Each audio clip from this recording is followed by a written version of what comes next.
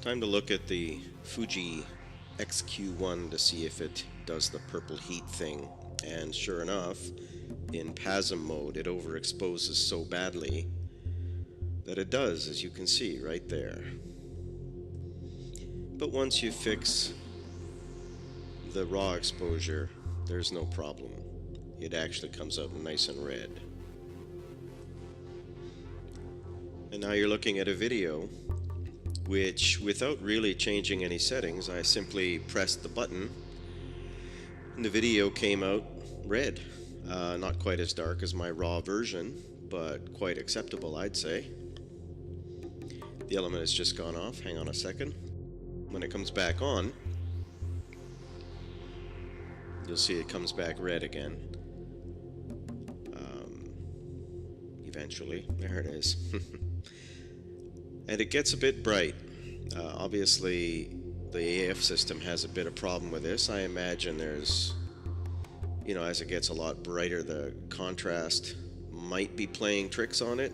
This is, after all, a huge amount of infrared and just plain heat radiation, so it's not entirely obvious that it would focus perfectly on that deep spectrum light, but it works quite well.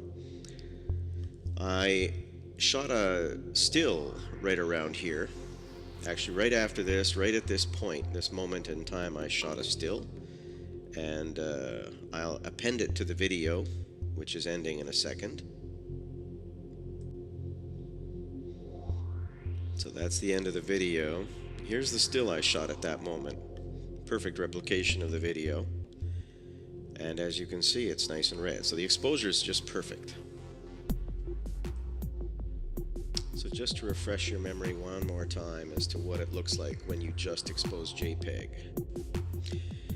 So I retested this to make sure that I understood what was happening, and what I've seen now is that this purpley look comes out when you shoot anything above -3 EV in a PASM mode, which of course completely sucks.